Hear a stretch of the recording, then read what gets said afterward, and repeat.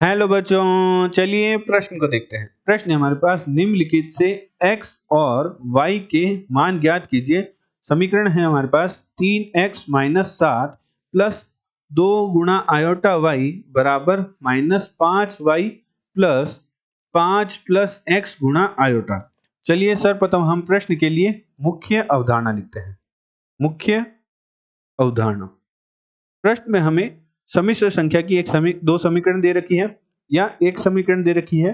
तो हम जानते हैं यदि दो सम्मिश्र संख्याएं परस्पर बराबर हो तो उनके वास्तविक एवं काल्पनिक भाग भी बराबर होते हैं। चलिए इसे उदाहरण की सहायता से समझते हैं। मान लीजिए हमारे पास एक सम्मिश्र संख्या है x1 प्लस आयोटा y1 जो कि बराबर है x2 प्लस आयोटा y2 के। यदि दो सम्मिश्र संख्याएं परस्पर बराबर हो तो उनके वास्तविक भाग जो कि हमारे पास है x1 और x2 तो वास्तविक भाग बराबर होंगे, एवं सम्मिश्र संख्या के काल्पनिक भाग जो कि है y1 और y2 तो यह भी परस्पर बराबर होते हैं। अर्थात y1 बराबर y2 के होगा और x1 बराबर x2 के होगा यदि दो सम्मिश्र संख्याएं परस्पर बराबर हैं। अतः प्रश्नानुसार प्रश्न में हमें एक सम्मिश्र संख्या की समीकरण दे रखी है जिसमें दो, या हम इस प्रकार भी कह सकते हैं कि दो सम्मिश्र संख्याएं दे रखी है जो परस्पर बराबर है तो हम वास्तविक भाग बराबर कर देते हैं और काल्पनिक भाग बराबर कर देते हैं।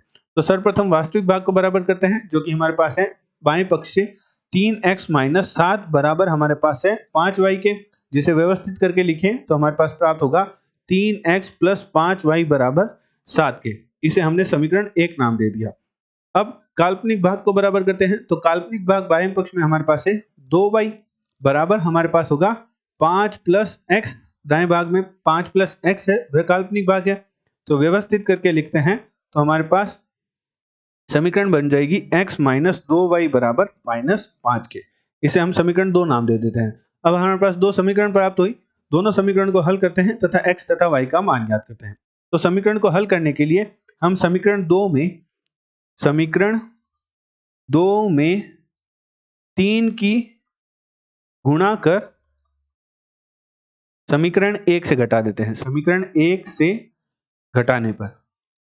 घटाने पर तो हमारे पास जो समीकरण 2 है उसमें जब हम 3 की गुणा करेंगे तो 3x माइनस 6y बराबर हमारे पास हो जाएगा माइनस का 15। तो 3x माइनस 6y बराबर हमारे पास होगा माइनस का 15। एवं समीकरण 1 हमारे पास थी 3x प्लस 5y बराबर 7। हमने समीकरण 1 से समीकरण 2 को घटाया, समीकरण 2 में 3 की गुणा कर समीकरण 1 से घटाया तो माइनस माइनस माइनस 3x से 3x कट जाएगा, माइनस 6y और माइनस 5y मन के हमारे पास हो जाएंगे माइनस 11y और माइनस 15 माइनस 7 हमें दे देंगे माइनस के 22, जहां से हमारे पास y का मान प्राप्त होगा 2।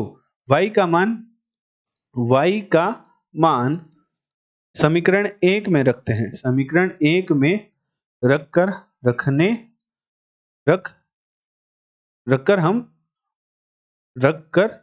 x का मान ज्ञात करते हैं, x का मान प्राप्त करते हैं। तो हम जब y का मान समीकरण 1 में 2 रखेंगे तो हमारे पास हो जाएगा 3x प्लस 10 बराबर 7 के। तो 7 माइनस 10 हमारे पास हो जाएगा माइनस का 3। तो जब x की गुणा में जो 3 है वो बटम जाएगा तो हमारे पास x का मान प्राप्त हो जाएगा, x बराबर हमारे पास प्राप्त हो जाएगा -1। तो हमें प्रश्न में x तथा y का मान पूछा था, हमारे पास x का मान -1 और y का मान 2 प्राप्त हुआ। आशा करते हैं आपको प्रश्न का समझ आया होगा। धन्यवाद।